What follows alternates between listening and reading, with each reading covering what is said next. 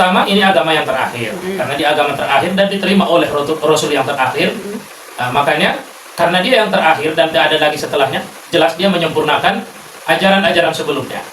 Ajaran-ajaran Rasul atau Nabi-Nabi sebelum Nabi Muhammad itu disempurnakan dalam Islam itu. Maka dalam wahyu yang terakhir pun disebutkan, Al-yauma akmaltu lakum. Pada hari ini telah disempurnakan bagimu agamamu. Jadi jelas di situ disempurnakan. Artinya agama-agama yang sebelumnya ajaran itu sudah diadopsi dalam Islam, sudah dimasukkan dalam Islam.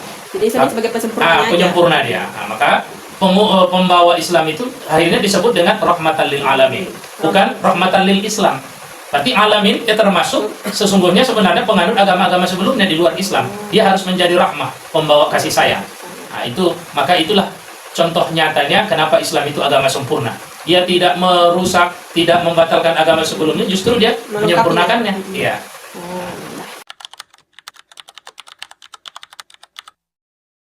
Jadi dia hanya percaya Allah dan Rasulnya saja, sahabatnya tidak. Padahal Al-Qurannya ada.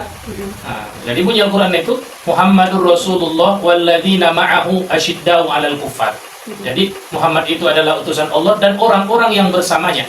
Orang-orang bersamanya itulah yang dipahamkan oleh para ulama, namanya sahabat, yang ketika bertemu dengan beliau semasa hidupnya. Itulah namanya sahabat. Jadi dia ada yang salah dengan pemikirannya dan pemahamannya terhadap agama itu.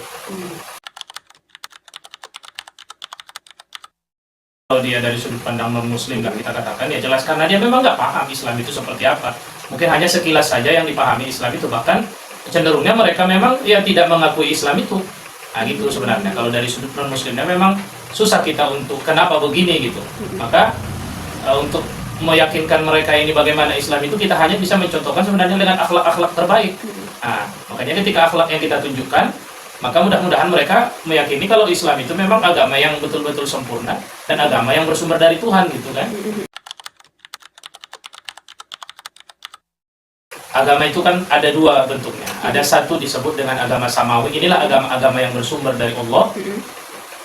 Sebelum Rasulullah datang itu ada dulu agama Yahudi, ada agama Nasrani atau Nasoro. Namun semua agama ini setelah kedatangan Nabi Muhammad ini sudah disempurnakan. Makanya itulah agama, makanya diridhoi. Dan itu wahyu terakhir diterima Rasul di Al-Maidah ayat 3 itu waraditu lakumul Islam Madinah. Dan itu memang namanya disebutkan Allah, Islam gitu. Lalu kemudian agama yang kedua itu ada namanya agama ardi. Inilah agama-agama produk-produk manusia. Jadi yang bersumber dari akal pikiran, budaya. Dan ini banyak berkembang dan boleh dikatakan ya seperti agama Hindu, Buddha, kecenderungannya memang ke agama agama ardi. Dari hasil penalaran manusia tentang alam ini gitu kan. Termasuklah aliran kepercayaan itu.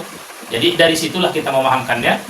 Lalu kenapa ada agama selain Islam itu? Ya itu tadi hasil pemikiran manusia.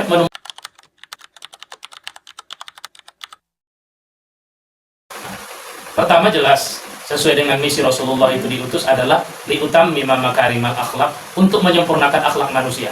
Karena memang akhlak inilah yang nampak nyata dalam kehidupan kita sehari-hari, dan ini yang bisa mempengaruhi seseorang itu tertarik atau tidaknya dengan satu agama atau satu ajaran itu. Jelas dimulai dari akhlaknya.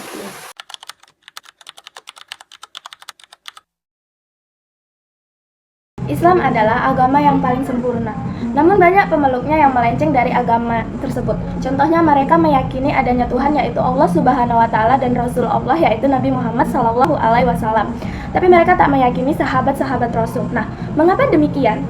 Umat Islam yang hanya percaya kepada Allah dan Rasul tapi tidak dengan sahabat Rasul itu dikarenakan adanya keterbatasan ilmu dan sumber. Mengapa mereka kurang atau bahkan tak yakin sahabat-sahabat Rasul yang bahkan ada disebutkan dalam Al-Quran yang berbunyi Muhammadur Rasulullah waladina ma'ahu asyiddahu alal kufar, yang artinya Muhammad adalah utusan dari Allah dan orang-orang bersamanya. Ulama meyakini yang dimaksud dengan orang-orang bersamanya adalah para sahabat Rasul. Mengapa masih banyak orang yang tidak meyakini bahwa agama Islam adalah agama yang paling sempurna? Hal ini terjadi karena keterbatasannya pengetahuan. Menurut pandangan non-muslim, mereka tidak meyakini ajaran Islam merupakan ajaran yang benar, karena mereka tidak benar-benar paham sepenuhnya apa ajaran Islam itu. Jadi, kita sebagai umat Islam hanya bisa membuktikan bahwa agama Islam adalah agama yang paling sempurna dengan menunjukkan akhlak yang mulia. Jika Islam adalah agama yang benar dan diridhoi oleh Allah, lantas mengapa masih ada agama lainnya? Agama bersumber dari dua, yaitu agama samawi atau agama yang bersumber dari Allah. Contoh agama ini ialah Islam Yahudi dan Nasrani. Tapi semenjak Islam ditetapkan sebagai agama terakhir dari agama samawi, agama Yahudi dan Nasrani sudah disempurnakan dan menjadi satu agama yang diridhoi Allah, yaitu Islam. Jadi Islam adalah agama pelengkap dari kedua agama tersebut. Agama kedua yaitu Ardi, yaitu agama yang bersumber dari akal pikiran, budaya, dan banyak dikembangkan di setiap generasinya. Contohnya Hindu, Buddha, dan sebagainya. Jadi kenapa ada agama selain Islam? Karena manusia yang banyak dan dipercayai hasil penasaran dari akal pikiran mereka sendiri yang menghasilkan setiap kepercayaan ketimbangan dari hal-hal yang berhubungan dengan keharmonisan dan spiritual. Sesuai dengan misi diutusnya Rasulullah, yaitu menyempurnakan akhlak manusia. Karena akhlak adalah hal kecil yang nyata dan dapat dilihat langsung. Maka kita sebagai umat manusia menerapkan hal-hal yang berkaitan dengan akhlak yang mulia. Karena akhlak dapat diterima dari berbagai kalangan, yang dari situ juga faktor umum seseorang tertarik kepada suatu agama.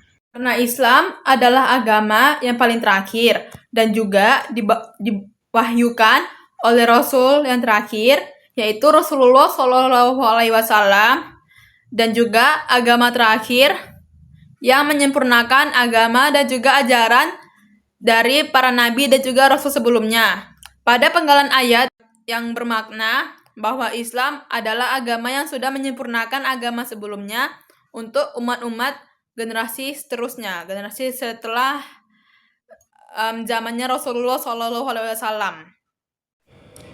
Dan juga pembawa agama ini, Rasulullah SAW, disebut sebagai rahmatan lil alamin yang memiliki arti rahmat bagi seluruh alam.